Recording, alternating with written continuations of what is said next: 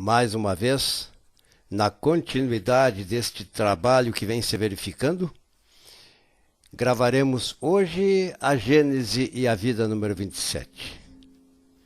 Mas não sem antes pedirmos a divina providência, constituída pelos bons espíritos em nome de Jesus, que nos ajudem para que possamos percorrer com sucesso hoje esta gravação.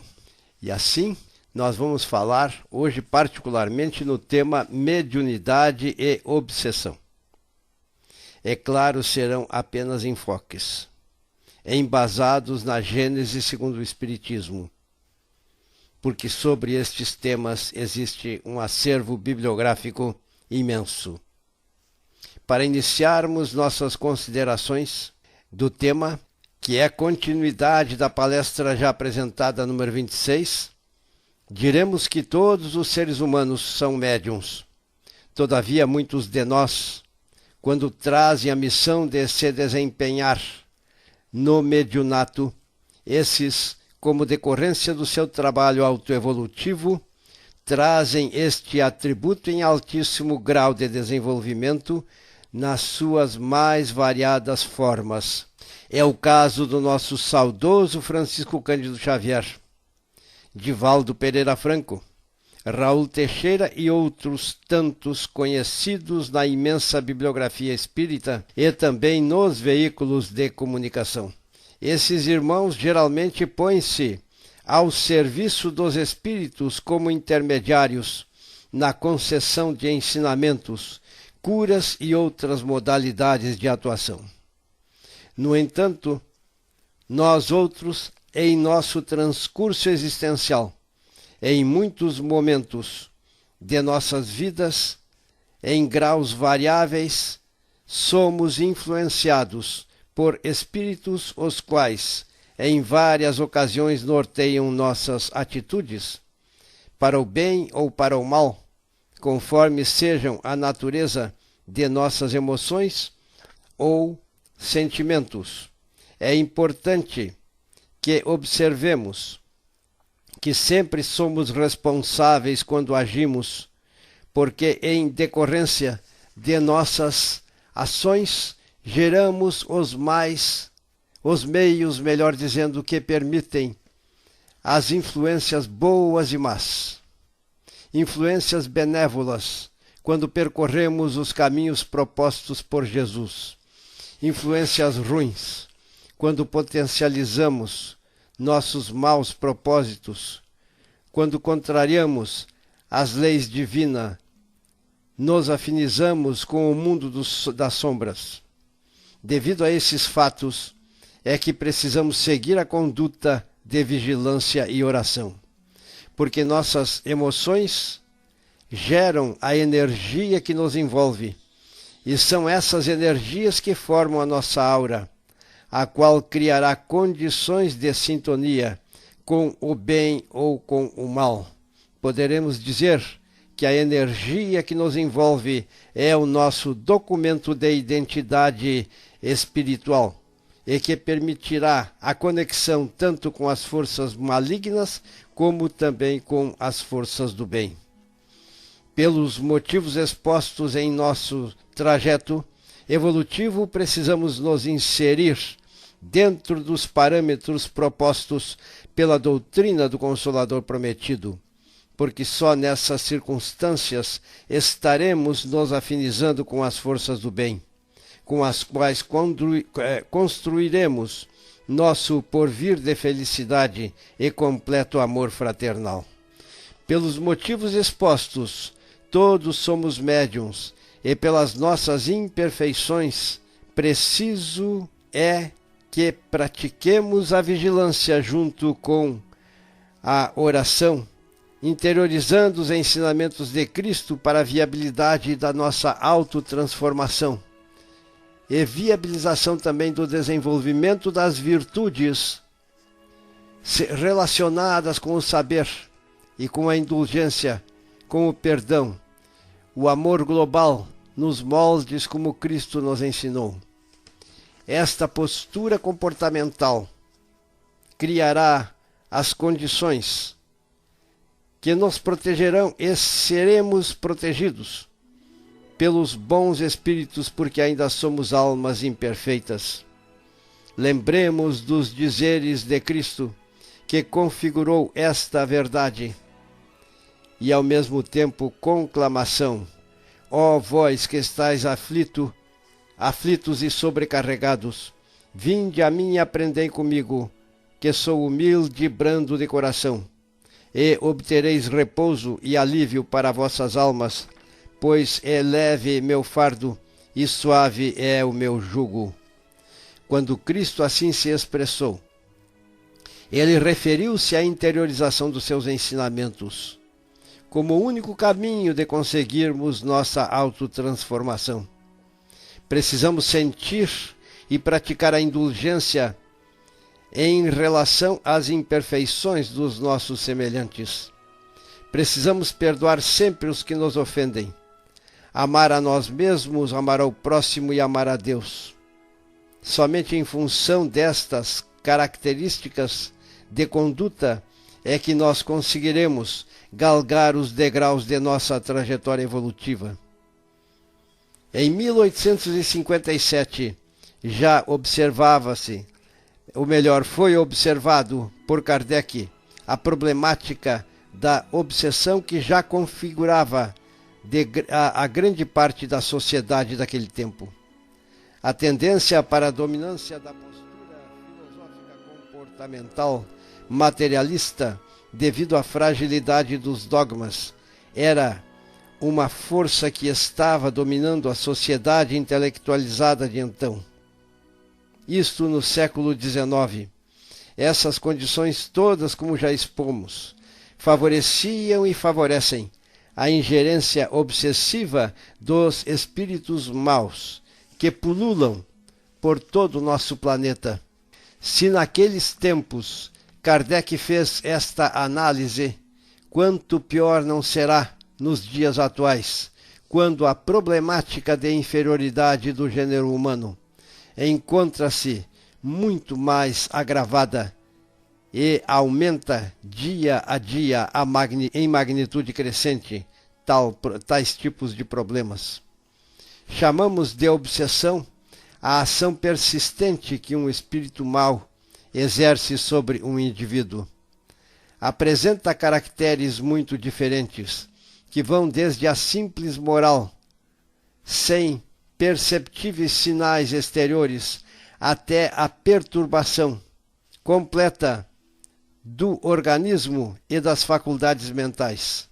Ela oblitera todas as faculdades mediúnicas da pessoa. Na mediunidade audiente e psicográfica, traduz-se pela obstinação de um espírito que toma conta daquela pessoa, que tem atributos mediúnicos, e começa a manifestar-se com exclusão de qualquer outro. É preciso que se diga, a ingerência de espíritos na vida de um médium pode acontecer quando ocorrendo a manifestação de uma patogenia, especialmente quando essa patogenia incide no sistema nervoso central. Fragiliza-se o corpo, perispírito e alma, formando-se assim as condições que permitem as influenciações malignas de espíritos que, além de doentes, também são maus. Portanto, qualquer patogenia nervosa, ou muitas vezes outras patogenias no corpo, criam as condições geradoras das vinculações de entidades especiais que, estando passando por problemas ou tendo na sua lembrança problemas, os quais foram a causa de sua desencarnação, eles potencializam o problema das almas encarnadas que encontram-se doentes. Não esqueçamos que todos temos mediunidade, pelo que já foi exposto, num grau normal, e que, portanto, sempre estamos sujeitos às influenciações espirituais. Devido a essa verdade, preciso é que vigiemos os nossos pensamentos, sentimentos, atitudes, tomando como base a prática dos ensinamentos do Divino Mestre Jesus. Nestes termos, comportamentais, teremos a energia boa que nos envolve e contaremos com a ajuda dos bons espíritos. Não deveremos esquecer nunca que os médicos, que também precisam sempre ser levados em conta, devem tratar do corpo somático quando este estiver doente e com problemática obsessiva, enquanto que na doutrina do Consolador Prometido, os bons espíritos cuidam da alma e do perispírito. Aceitamos que é a divina providência se expressando também em outras crenças religiosas, não somente na nossa doutrina que consola. Quando essas religiões estão bem entendido, centradas em Deus e têm um Cristo como referencial em suas atitudes. Toda a prece feita com fervor, endereçada a Deus em nome de Cristo, sempre será atendida pela divina providência. Está provado que a oração aumenta a eficácia dos tratamentos proporcionados pelos médicos. Vejam, o espírita valoriza a postura e a utilização da assistência médica. Nunca se deve dizer que uma pessoa, quando tem uma patogenia física, vai obter a sua cura na doutrina espírita. Assim como as enfermidades resultam das imperfeições físicas que tornam o corpo vulnerável às perniciosas influências exteriores, as problemáticas obsessivas acontecem como decorrência das imperfeições de ordem moral, porque dão ascendência aos maus espíritos. E começa a existir no corpo somático do espírito com tendências perniciosas a sofrer a influência, e nessa influenciação poderá resultar a doença. Preciso é, pois, que nossas almas, para serem protegidas das influências negativas, trabalhe o obsidiado em prol da sua auto-melhora. E não basta, pois, que pura e simplesmente aconteça o afastamento do obsessor.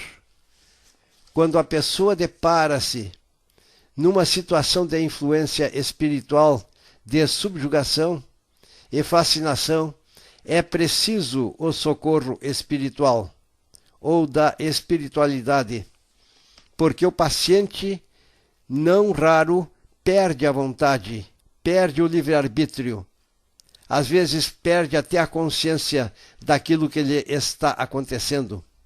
Nesta altura, quando lesões no corpo somático já acontecem, o médico cuida do corpo somático, enquanto a espiritualidade cuida, em nome de Jesus, da alma doente. Neste caso, a evangelho-terapia é um importante recurso que sempre, através do atendimento fraterno, poderá ser proporcionado para predispor, reforçar o desejo de autoajuda e, assim, através da motivação criada, o obsidiado conheça e aceite os caminhos para a sua autolibertação. Quase sempre a obsessão grave exprime vingança tomada por um espírito cuja a origem se encontra frequentemente nas relações que o obsidiado manteve com o obsessor em precedente ou precedentes existências. Nos casos de obsessão grave, o obsidiado fica como que envolto, impregnado por fluidos perniciosos que neutralizam a ação dos fluidos salutares e os repele. É daquele fluido que importa desembaraçá-lo. Ora, um fluido mau não pode ser eliminado por um fluido bom. Ou melhor dizendo, corrigindo o que disse, um fluido mau não pode ser eliminado por outro fluido igualmente mau. Por meio da ação idêntica à do médium curador, nos casos de enfermidade, preciso se faz expelir um fluido mau com o auxílio de um fluido melhor.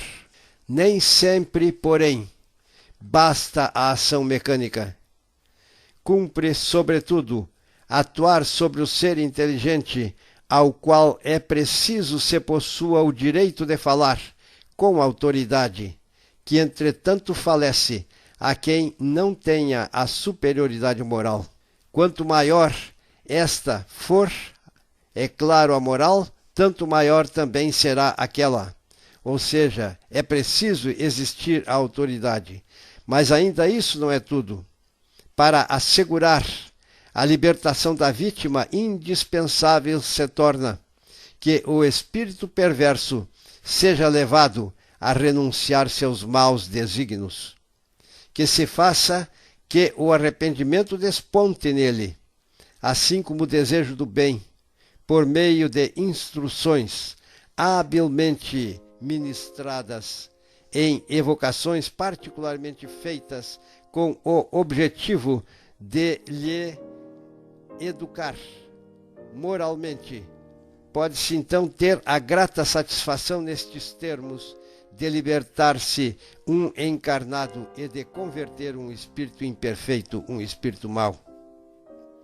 O trabalho se torna mais fácil quando o obsidiado compreende a sua situação. Para ele concorre com a vontade e com a prece, deseja a sua autocura ardentemente. Outro tanto não sucede quando, seduzido pelo espírito que o domina, se ilude com relação às qualidades deste último e se compraz no erro a que é conduzido, porque então, longe de aceitar o obsidiado, repele toda a assistência que possa acontecer. É o caso da fascinação, imensamente mais rebelde, sempre do que a mais violenta subjugação. Isso está no Livro dos Médiuns, tem sido a nossa fonte para muitas destas considerações. Em todos os casos de obsessão, a prece é o mais poderoso meio de que dispõe para demover o obsessor de seus propósitos maléficos, que não almejam a felicidade do seu semelhante, muito antes pelo contrário. É um gesto de vingança que está se perpetuando. Na obsessão, o espírito atua exteriormente com a ajuda do seu perispírito, que ele identifica com a do encarnado, o qual forma uma aura anômala, com características doentias, ficando o obsidiado enlaçado pelo espírito mau, e este, via hipnótica, constrange o espírito encarnado a agir contra a sua própria vontade. A diferença do que antes se pensava na possessão, não acontece a invasão do corpo físico do obsidiado. O que se verifica é que as duas auras, obsessor e obsidiado, pela lei da afinidade, ligam-se, porque existe reciprocidade e permissividade num grau tal que o poder obsessivo hipnótico é tamanho que o obsessor se apropria do obsidiado, que fica completamente dominado pela hipnose, e este perde até mesmo o senso crítico e se presta para as atitudes ridículas e às vezes até mesmo criminosas, tantas vezes divulgadas nos veículos de comunicação. Necessário se faz lembrarmos que a afinidade molecular com o seu corpo é perfeita. Eu me refiro ao perispírito. O perispírito tem uma afinidade molecular perfeita com o corpo físico e, portanto, um obsessor não poderá entrar num corpo físico que já está ligado a uma alma reencarnada. De posse momentânea e hipnótica do obsidiado, o corpo da vítima, como se fora seu próprio corpo, o conduz, como se fosse dele mesmo. Fala, vê, ouve e opera como se estivesse vivo. Não é como na mediunidade, feita na doutrina muitas vezes por um médium que quer dedicar-se à prática do bem e presta-se mediunicamente para receber um espírito, neste caso o espírito encarnado, fala, capta o pensamento de um desencarnado, transmite esses pensamentos via telepática.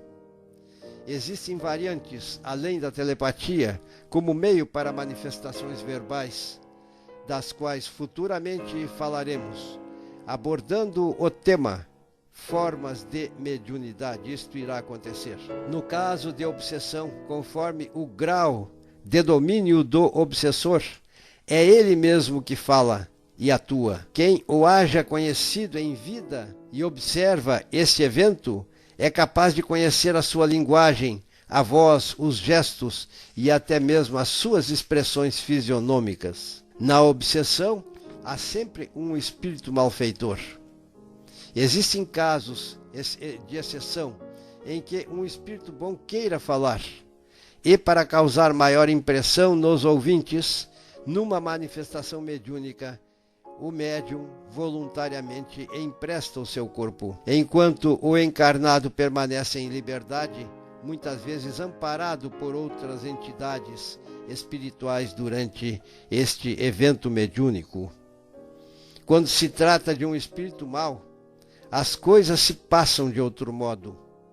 Ele não toma moderadamente o corpo do encarnado. Ele arrebata seu corpo. Se este não possui bastante força moral para lhe resistir, tornar-se-á vítima do espírito. Esse espírito mau age assim por maldade para com aquele que é a sua vítima, a quem tortura e martiriza de todas as formas, indo ao extremo de tentar exterminá-lo, seja por estrangulação, seja atirando-o ao fogo, ou a outros lugares perigosos que possam pôr em risco e até mesmo exterminar a vida de sua vítima. A prática de criminalidades, para o que não faltam, encontram-se explicitados, conforme temos conhecimento, através, como já dissemos, dos vários veículos de comunicação. O espírito que expliquemos que nenhum médium, nos casos de obsessão, é vítima. Quando os fatos dessa natureza se verificam, é porque o obsidiado já apresenta inclinações ruins, inclinações para o mal. É licencioso e não pratica a vigilância dos seus próprios pensamentos, nem exerce a prática da oração. É preciso que vigiemos, portanto, e verifiquemos a pertinência dos dizeres de Cristo relacionados com a vigilância e a oração. Pois quando temos mente e pensamento invigilante, quando percebemos pensamentos estranhos começam a se manifestar em nossa mente e estamos sendo, neste caso, usados por um mau espírito. Sempre que cometamos erros e mesmo atitudes que de alguma forma infelicitam nossos semelhantes, não estamos sozinhos, portanto, nesses atos. Geralmente, irmãozinhos espirituais malignos aumentam a potencialidade de nossos atos e inclinações de maldades. Daí a pertinência, como já disse, do Divino Mestre Jesus. Vigiemos e oremos, sejamos indulgentes para com as imperfeições dos outros, pois isto nos configura características que nos tornam bons e automaticamente transformamos a energia que nos envolve e, com base nestas atitudes, norteadas todas pelos ensinamentos do Divino Mestre, criamos uma aura de proteção que não permite o acesso das forças do mal. É preciso nos amarmos como Cristo nos amou. Objetivo difícil, porque o Mestre foi o espírito mais evoluído que reencarnou na Terra. Nós, outros, estamos ainda construindo a nossa evolução, tendo Jesus como modelo e guia, e que é também o guia da humanidade. Nos casos de subjugação obsessiva, os maus espíritos usam a vítima subjugada como instrumento para blasfêmia, injúria e maus tratos aos seus semelhantes. Entrega-se a excentricidade e atos que apresentam todas as características de loucura furiosa, embora aparentem ser patogenias de loucura, tratam-se muitas vezes de influências malignas, as quais, sendo afastados os irmãos deste problema de obsessão, ele evolui para a cura, tendo assim a sua normalidade comportamental restaurada. É preciso, porém, que observemos as problemáticas obsessivas, estando no organismo físico por muito tempo, terminam gerando lesões, as quais devem ser tratadas, como já dissemos e frisamos, pela medicina humana. A terapia espiritual cuida da alma doente. A medicina humana, que também é uma dádiva divina, cuida da saúde do corpo físico. Quando o quadro obsessivo está atuante na vítima de muito pouca utilidade, é a ajuda médica, que vai só se tornar eficaz após a eliminação da causa original, que é a ação dos espíritos malignos. Se quiséssemos nos estender, muitos exemplos destes casos por nós presenciados já aconteceram, em que a pessoa submeteu-se a tratamento com psiquiatras para que a pessoa fosse induzida ao sono e ela não dormia. E após uma terapia espiritual, exatamente naquele momento, o obsessor afastou-se e a pessoa entrou num sono profundo. Na nossa doutrina, já aconteceu a identificação, portanto, desses problemas. Consequente das misérias, das imperfeições humanas, o Espiritismo indica o remédio a ser aplicado: atuar sobre o autor do mal, que, sendo um ser inteligente, deve ser tratado por meio da inteligência. São as mais das vezes individuais a obsessão e também a possessão, mas não raro, às vezes são epidêmicas, como já tem acontecido, e até que mesmo acrescentamos no presente nos ambientes onde a prática da orgia é uma característica comportamental das pessoas reunidas em grupos, estão sujeitas a esse problema, que já foi ocorrido no passado e até mesmo avaliado por Allan Kardec.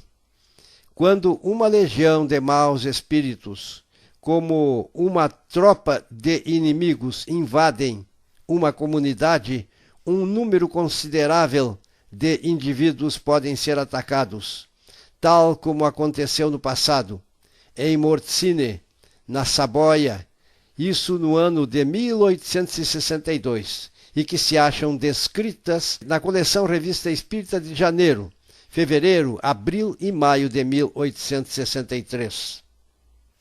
Nos dias atuais, quando a permissividade humana, a licenciosidade oculta, porém manifesta, é conivente com o uso de drogas, crack, cocaína, maconha, bebidas alcoólicas, estupefacientes, sexolatria totalmente fora das regras do amor, como acontece nos bordéis, nas baladas e noutros ambientes, existem as condições que favorecem e tornam propícios as condições para essa ocorrência, para a degenerescência social e convívio com o mundo das sombras. O homem é influenciado pelos espíritos, para o bem e para o mal, conforme o seu grau de evolução.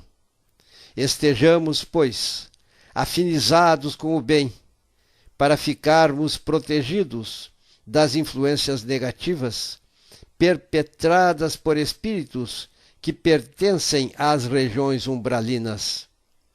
Cada um de nós deve estudar e praticar os evangelhos de Cristo para proteger-se dos males que atualmente assolam o mundo, assolam a terra inteira. E assim, então, prezados irmãos, mas esta gravação foi feita, e não obstante nossos pequenos problemas de resfriados, criou certas dificuldades, mas graças à espiritualidade aconteceram. Concluímos agradecendo a Jesus, agradecendo a vós, irmãos espirituais, e na próxima oportunidade daremos continuidade a estes assuntos. Obrigado, Divino Mestre, e que assim seja.